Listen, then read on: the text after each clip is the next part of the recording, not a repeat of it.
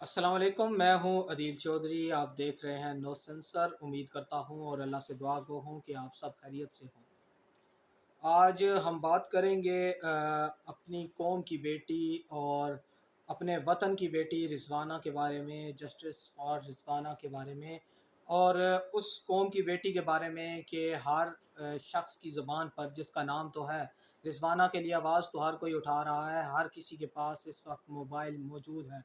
हर किसी का अगर आप स्टेटस देखें तो वो यही है कि हमारी कौम की बेटी को इंसाफ दिलाया जाए इन लोगों से जिन्होंने जुल्म किया। ये कहानी क्या है? ये कहानी एक जज की है, जिस जज आसिम हफीज़, जिसकी ज़ौजा ने, जिसकी अहलिया ने, जिसकी बीवी ने रिज़वाना पर तशद्दुद किया। और यह तशद्दुद एक दिन नहीं, 2 दिन नहीं, एक हफ्ते नहीं, बल्कि 6 महीने तक ये तशद्दुद जारी रहा। और रिज़वाना को रोज़ाना मारा करती थी, पीटा करती थी और उसके बाजुओं को मोड़ दिया करती थी। और ये बच्ची बहुत ज़्यादा कमसन और छोटी थी, जिसकी वजह से ये घर बताने से भी घबराती थी और डरती थी। इसको डराया इस तरह से गया था और इसको घर बात नहीं करने दी जाती थी। और जब ये घर बात करती थी तो इसे कहा जाता था कि घर इसने कोई इस तरह की बात नहीं बतानी।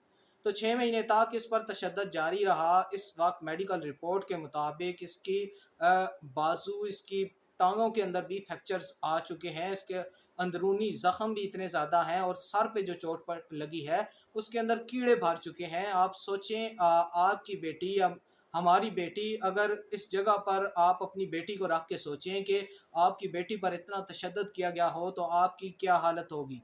इस वक्त उसके बूढ़े वालिदैन, इस वक्त उनकी आंखों में आंसू हैं, लेकिन क्योंकि इसके अंदर उनकी भी उतनी ही गलती है जितनी जज की बीवी की गलती है। क्योंकि अपनी कमसन बेटी को इस तरह किसी के हवाले कर देना, बेच देना, मेरे ख्याल से कि इस तरह के रवैये को हम यही कहेंगे कि बेच दी थी अपनी बेटी इस तरह के दरिंदों के हाथों में।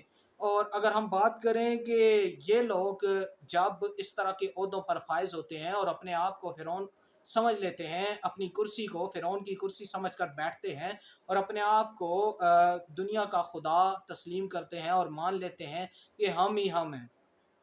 अब हम अगर पाकिस्तानी कौम की बात करें तो हम भी इनको खुदा मानने में कोई कसर नहीं छोड़ते। हम इनके प्रोटोकॉल माफिया को इतनी इज्जत देते हैं जितनी हम वालदैन को देते हैं, क्योंकि ये इशराफिया और ये प्रोटोकॉल माफिया ये सब एक हैं और ये सब इनके ताल्लुकात इतने गहरे होते हैं। ये एक दूसरे को सपोर्ट करने के लिए मैदान में हर वक्त तैयार रहते हैं।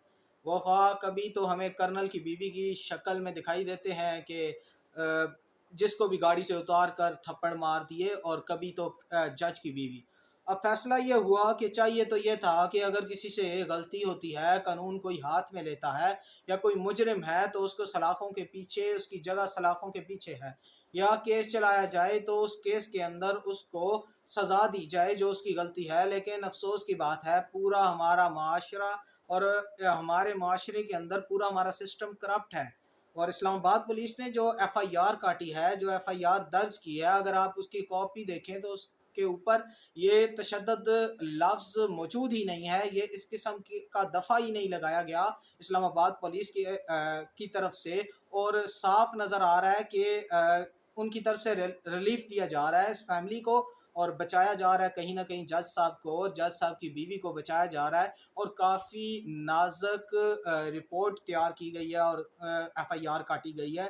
और उसके बाद अगर बात करें, इस्लामाबाद पुलिस ने 3 से 4 छापे मारे जज आसिम हफीज साहब की बीवी को अरेस्ट करने के लिए। लाहौर में भी छापे मारे, लेकिन अफसोस की बात है, जिस तरह मैं पहले कह चुका हूँ, कि हमारा पूरा अशराफिया और पूरा सिस्टम ही करप्ट है। और बात वही है, कुत्ती चोरा नाल रल गई। तो जज, हाई कोर्ट के जज जनाब फारूक हैदर साहब, जिनका ये फैसला आया कि जो जज आसिम हफीज़ साहब की बीवी हैं, वाइफ हैं, जो इस तमाम केस की मुलजमा हैं, उनको रिलीफ देने के लिए लाहौर हाई कोर्ट का हमारे ऊपर, हमारे पाकिस्तानी अवाम के ऊपर और हम गरीबों के ऊपर इतना बड़ा एहसान है कि फौरी तौर पर ज़मानत पर उनको 14 दिन की ज़मानत दे दी गई, क्योंकि उनका कसूर कोई नहीं था। क्योंकि गरीब की बच्ची कोई तो हमारा है, गरीब तो पैदा होते रहते हैं, मरते रहते हैं। इनकी गरीबों की पाकिस्तान के अंदर कोई वैल्यू नहीं है, इसलिए उनको 14 रोज़ा रिमांड पर रिहा किया गया। کیونکہ پاکستان کے اس کرپٹ مافیا شرافیہ کے اندر ایک دوسرے کو عزتیں دینا پروٹوکول مافیا کا شروع سے ہی دستور رہا ہے، اور غریب عوام کو نہ یہ کچھ سمجھتے تھے، نہ آئندہ بھی کچھ سمجھیں گے۔